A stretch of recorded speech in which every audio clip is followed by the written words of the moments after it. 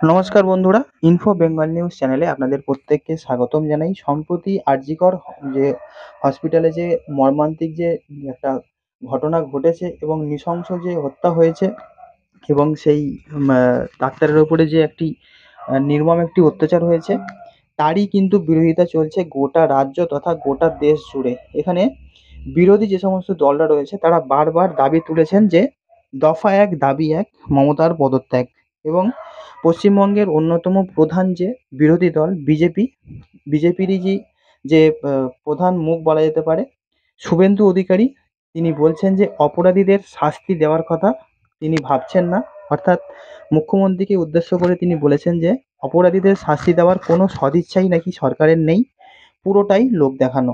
এবং তারই কিন্তু পরিপ্রেক্ষিতে বা তারই জবাবে কিন্তু মমতা ব্যানার্জি একটি নতুন বিল নিয়ে চলে এসছে বিধানসভাতে। এবং এটি ধর্ষণ বিরোধী একটি কড়া বিল বলেই জানা যাচ্ছে। এবং এই যে বিলটি, সেখানে সেই বিলের নাম রাখা হয়েছে অপরাজিতা বিল। ধর্ষণ বিরোধী কড়া আইন আনছে রাজ্য সরকার এবং গত মঙ্গলবার দিন এই বিল পাস করা হয়েছে রাজ্যের বিধানসভাতে। ধর্ষণের মামলাতে কড়া শাস্তির বিধান রয়েছে এই বিলে। একেবারে কঠোরতম শাস্তির কথা উল্লেখ করা হয়েছে এই বিলে। এবং এই যে অপরাজিত বিল, এই প্রসঙ্গে মমতা বন্দ্যোপাধ্যায় বিধানসভায় নানা প্রসঙ্গ উত্থাপন করেছেন। বিল সম্পর্কে মমতা বন্দ্যোপাধ্যায় বলেছেন যে সর্বোচ্চ মৃত্যুদণ্ডের বিধান আনা হয়েছে এই বিলে। আদালতের অনুমতি ছাড়া মহিলা ও শিশুর পরিচয় যাতে সামনে না আসে, এখানেও এই বিলে বলা হয়েছে। এক্ষেত্রে 3 থেকে 5 বছরের সাজার প্রস্তাব রাখা হয়েছে, জানিয়ে দিয়েছেন মমতা ব্যানার্জি। এদিকে বিরোধীরা বারবার দাবি তুলেছেন যে দফা এক দাবি এক, মমতার পদত্যাগ। এবং শুভেন্দু অধিকারী বলেছেন যে অপরাধীদের শাস্তি দেওয়ার কোনো সদিচ্ছা এই সরকারের নেই, পুরোটাই লোক দেখানো। এবং পদত্যাগের দাবির কথা শুনে মমতা ব্যানার্জি বলছেন যে নরেন্দ্র মোদীকে আগে বলুন পদত্যাগ করতে। ডাইরেক্ট তিনি বিচার তো কিছু দিতে পারছেন না।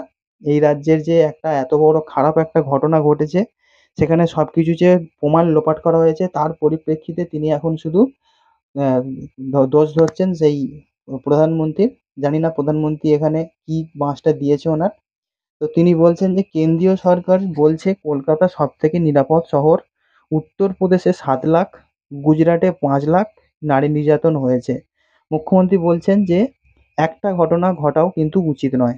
এবং তিনি বলেছেন যে দেশে ধর্ষণের মতো ঘটনার শাস্তির সংখ্যা খুব কম। 76% ক্ষেত্রে পুলিশ তদন্ত করে চার্জশিট পেশ করতে পেরেছে। মাত্র 2.56% ক্ষেত্রে অপরাধী দোষী সাব্যস্ত হয়েছে। বাংলার নামে সবাই কুৎসা করে বেড়াচ্ছেন। এটা করে আপনারা আরজি করের ঘটনাকে লঘু করে দিচ্ছেন। এবার বলা যায় যে বিড়ালের ম্যাও ম্যাও করা। এতদিন পর্যন্ত আমরা এটা জানছিলাম যে হসপিটালের যে প্রমাণ ছিল, সেই প্রমাণ সব থেকে বড় ছিল যে অভয়া বলা যেতে পারে, তার যে দেহটা, সেটাই একটা বড় প্রমাণ ছিল। তড়িঘড়ি তাকে পুড়িয়ে দেওয়া হয়েছিল। এই বিষয়ে কিন্তু মমতা ব্যানার্জি কিছু বলবে না যে এটা কেন পোড়ানো হয়েছে, এটা ঠিক হয়েছে কি ভুল হয়েছে, সেই বিষয়ে কিছু বলবে না।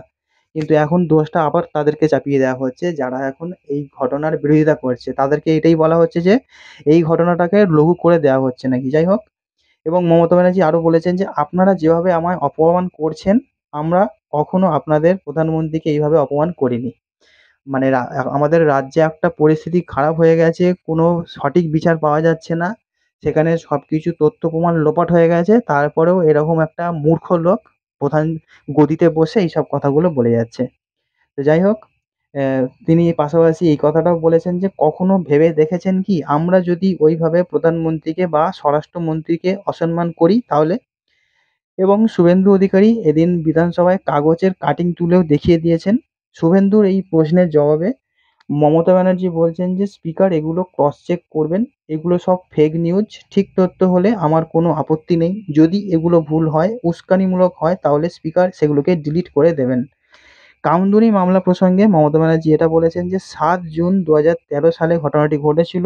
3 সপ্তাহের মধ্যে চার্জশিট দিয়েছিল সিআইডি। 10 জুলাই সাপ্লিমেন্টারি চার্জশিট দেওয়া হয়েছিল।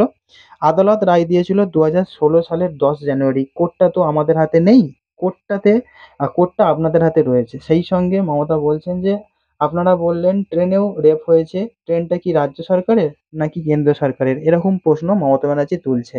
এখন বলে যে উদর পিণ্ডি ভূতোর ঘাড়ে, যে কথাটি রয়েছে এখন মমতা ব্যানার্জি সেটাই করছে। এখন নিজের পিঠ বাঁচানোর জন্য এখন প্রধানমন্ত্রীকে, স্বরাষ্ট্রমন্ত্রীকে দোষী দেখাচ্ছে যে ওনার রাজ্যের যত খারাপ কাজগুলো হচ্ছে উনি কিছু জানে না, ওনার কোনো দায়িত্ব নেই। এখন সব দোষ সেই নন্দ ঘোষের। সেখানে নরেন্দ্র মোদী, অমিত শাহের নামটাই কিন্তু তিনি তুলে এনেছেন। তো যাই হোক বন্ধুরা, আপডেট এই ছিল। আপনারা এই যে তথ্যটি জানলেন, সেই তথ্যকে কেন্দ্র করে কি বক্তব্য বা আপনাদের কি মতামত রয়েছে আপনারা কমেন্ট করে জানাতে পারেন।